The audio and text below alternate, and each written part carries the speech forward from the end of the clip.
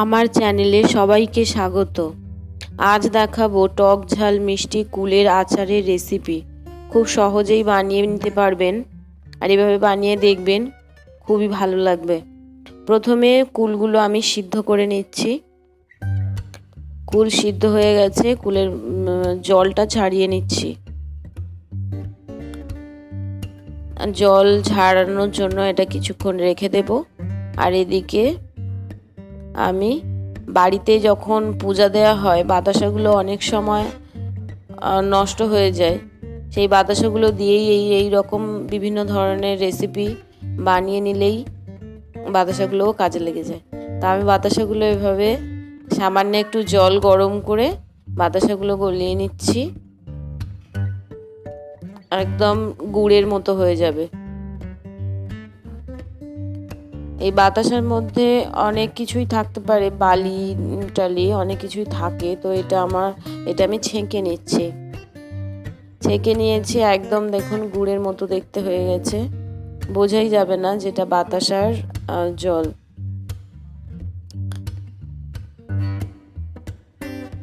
আমার শিরাটা রেডি হয়ে গেছে, কুলও একদম জল ঝাড়ানো রেডি। উনুনে কড়াই বসিয়েছি। আমি এবার কড়াইয়ের মধ্যে দিয়ে দিচ্ছি এই মিষ্টির রসটা।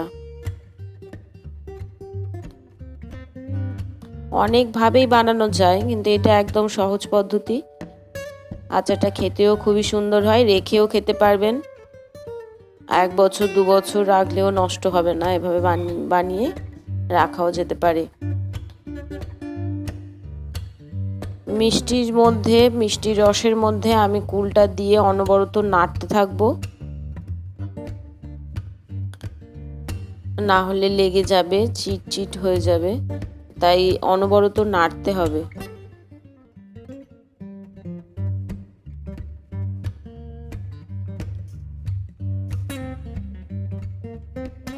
আমি স্বাদ মতো লবণটা দিলাম, একটু লবণের পরিমাণটা বেশি দিলাম, কারণ কুলে একটু লবণ বেশিই লাগে।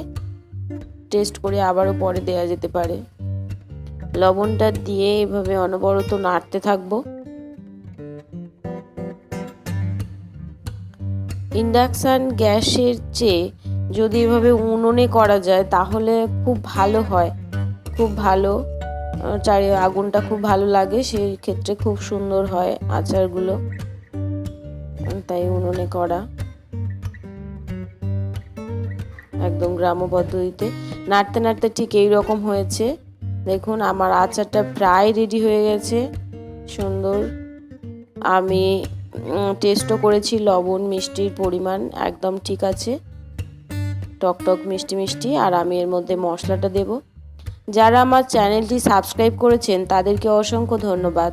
আর যারা সাবস্ক্রাইব করেননি, আমার নতুন বন্ধু, প্লিজ আমার চ্যানেলটি সাবস্ক্রাইব করে আমার পাশে থাকবেন, লাইক করবেন এবং শেয়ার করবেন। আমি আচারের একটা মশলা তৈরি করে নিচ্ছি। মশলার জন্য কয়েকটা শুকনো লঙ্কা টুকরো করে নিয়েছি তাড়াতাড়ি ভাজা হয়ে যাওয়ার জন্য, আর কয়েকটা তেজপাতা একদম কুচে নিয়েছি তাড়াতাড়ি এটা ভাজা হবে বলে। আর এর মধ্যে দিয়ে দিচ্ছি একটু 5 ফোড়ন আর মরিচ, এগুলো একটু নাড়তে থাকবো। প্রথমে শুকনো লঙ্কা তেজপাতাটা আমি একটু ভাজা করে নিয়েছি, কারণ পরে যে মশলাগুলো দিচ্ছি এগুলো খুব একটা বেশি ভাজতে হয় না। আর দিয়ে দিচ্ছি মৌরি আর জিরে,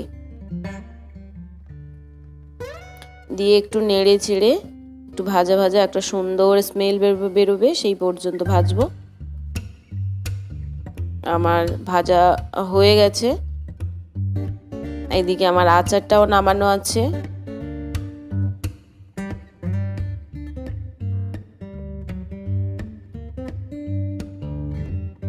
এই মশলাটা, আচারে যে মশলা দেয়া হবে, খুব মিহি করে গুঁড়ো করতে হয় না, একটু ডালা রাখতে হয়, মুখে পড়লে ভালো লাগে। আচার খাওয়ার সময় মশলা মুখের মধ্যে পড়লে খুব ভালো লাগে, তাই মশলাটা আমি শিল নোড়াতে ভালো করে মিহি করিনি, একটু ডালা রেখেছি। এরপর আমি আচারে ভালো করে মিশিয়ে নিচ্ছি, পরিমাণ মতো মশলাটা দিয়ে আমি মিশিয়ে নিচ্ছি।